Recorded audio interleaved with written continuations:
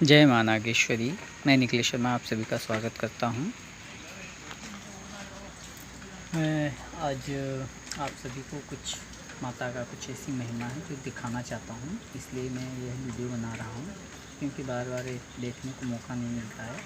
तो इस बार मुझे ध्यान में आया कि मैं माता का दिव्य कलश में जो माता की एक चमत्कार जैसी तरह की होती है, वो मानने और ना मानने वाली अलग बात है, और वही मैं आप लोगों को दिखाना चाहता हूँ। तो आप सभी माता के दर्शन करें और उनके महिमा को भी देखें। ओम शक्ति। और इस पर विश्वास करना ना करना वो आपके भावना पे निर्भर है। विश्वास करें तो सब कुछ है, नहीं तो कुछ नहीं। तो आप लोगों को ये दिखाना चाहता हूँ मैं। ये देखिए, पहले तो माता का आप दर्शन कर लीजिए।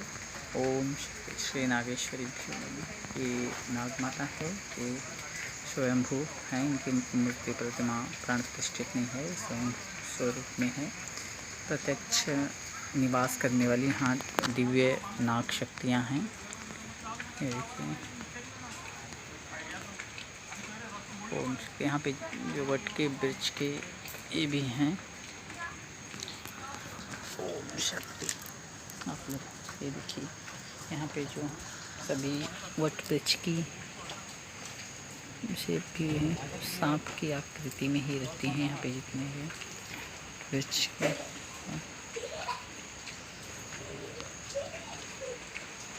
सब आप लोग बता देते हैं। तो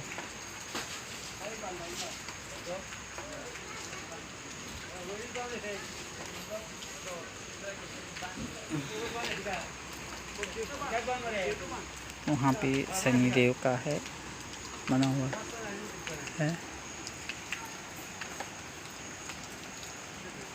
नीचे।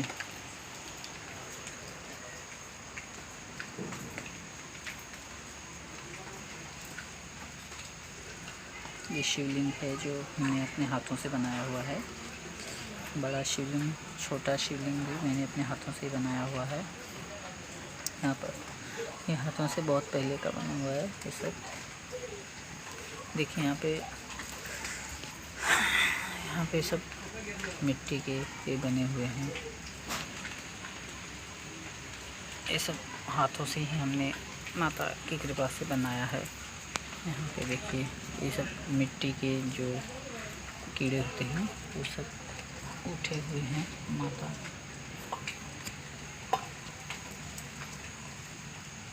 ये देखिए,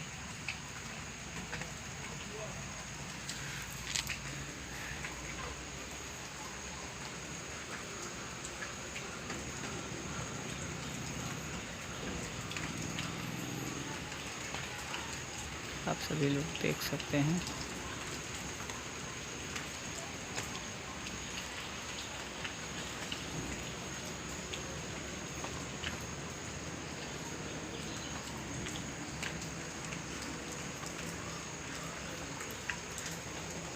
अभी आप लोगों को मैं माता का जो महिमा का चमत्कार है वो दिखाता हूँ। आप देखिए, ये जो नीम की पत्ती आप देख रहे हैं, यहाँ पे आप जो बाकी सब पत्तियाँ बहुत सारी लाइन से डाली रहती हैं।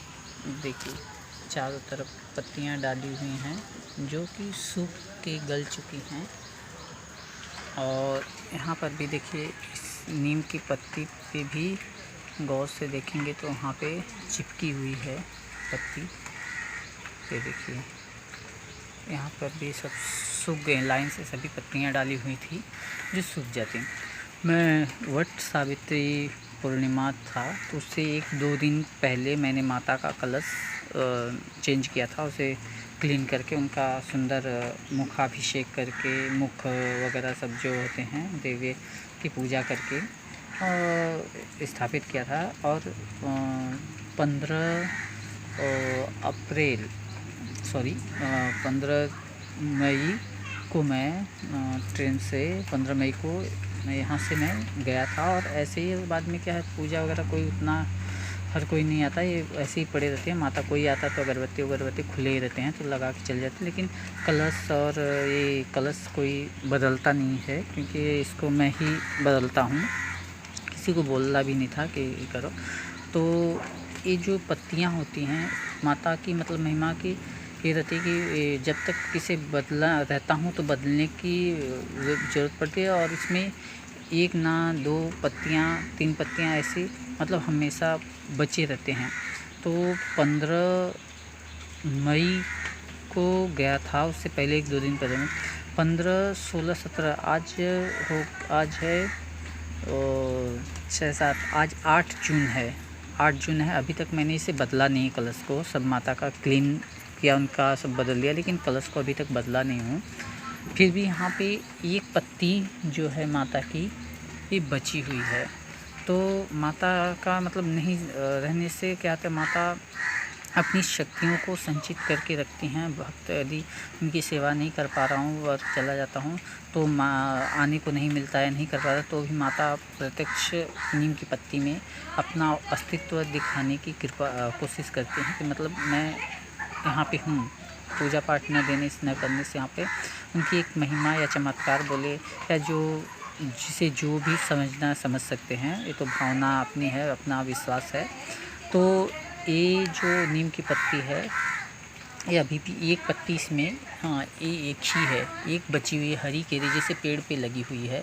और 15 मई से पहले की ये डाली हुई है, 1-2 दिन 15 यानी 13-14 तारीख को मैंने कलश में पत्तियां डाल के चेंज किया था और सभी पत्तियां सूख गई हैं। आप देखेंगे कि इस पर सूखी पत्तियां भी पड़ी हुई हैं, चिपकी हुई हैं। ये देखिए जो पहले की उसके साथ पत्तियां हैं सभी उस पर चिपक गई हैं। ये देखिए यहाँ पे उस पर ही चिपकी हुई हैं, ये अलग से बात की डाली नहीं है।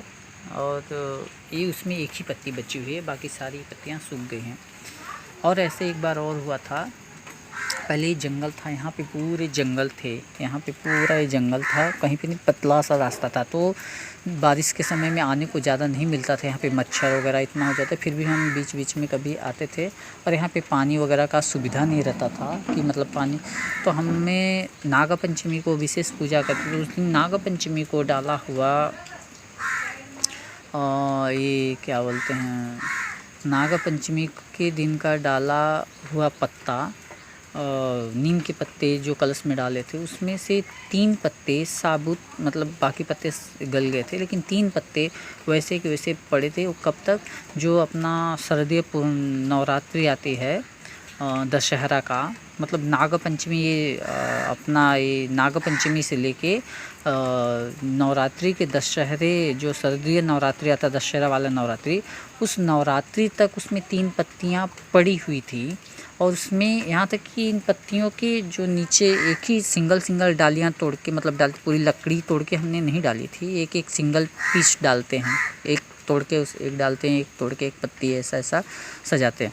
तो उसमें से 3 पत्तियाँ जो थी, 3 पत्तियाँ सड़, एक पत्ती में तो हल्की सी मूल आ गई थी, जड़ें आ गई थी, मतलब इतने समय तक। और हम वही पत्ते यहाँ पे रखते हैं, और अपने घर में अगर वही पत्ते रखते हैं तो उतने समय तक सेम कलर सेम चीज़ें रहती हैं, लेकिन वहाँ पे पत्ते नहीं टिक पाते हैं।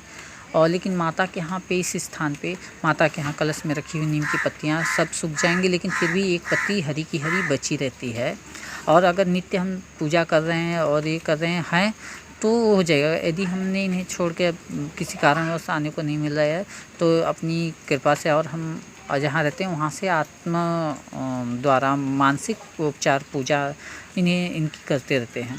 तो क्या है वो माता को ही पता है, लेकिन यही है। अब इसे जो चमत्कार समझे या कोई साइंटिफिक रीज़न हो सकता है, और बहुत कुछ, लेकिन हम तो उनकी महिमा यही समझ रहे हैं। तो भक्ति भाव वाले जो हैं उन्हें महिमा है वो समझ सकते हैं, जो नहीं है वो कुछ भी तर्क कर सकते हैं। तो इस प्रकार की माता का मैं यही सब बताने के लिए आज मैं वीडियो बनाया था। तो आशा करता हूँ आप सभी को माता का दर्शन किए हैं, और ये माता का दिव्य स्वरूप है, ये प्रत्यक्ष माता का रूप है। इसे माता ने स्वयं इस प्रतिमा को अपने भक्त द्वारा ही बनवाया है, ताकि मतलब इसमें माता ने स्वयं ही दर्शन ज़मीन पे दिया था। ज़मीन पे इस प्रकार से एक जगह दर्शन दिया था, उसी पीस को हमने निकाल के इस सीमेंट से एक पिंड बनाने की सोचे। तो पिंड बनाते बनते मतलब सीमेंट अपने आप लगाते माता ऐसे ऐसे करके इनका ये रूप इन्होंने सीमेंट की बड़ी प्रतिमा है बनवाई है। तो इसमें प्राण प्रतिष्ठा भी नहीं की हुई है, माता इसमें प्रत्यक्ष हैं। तो जय माता की, जय माँ नागेश्वरी। सभी को माता का आशीर्वाद मिले, सभी सुखी रहें, शांति प्रदान हो। ओम शक्ति।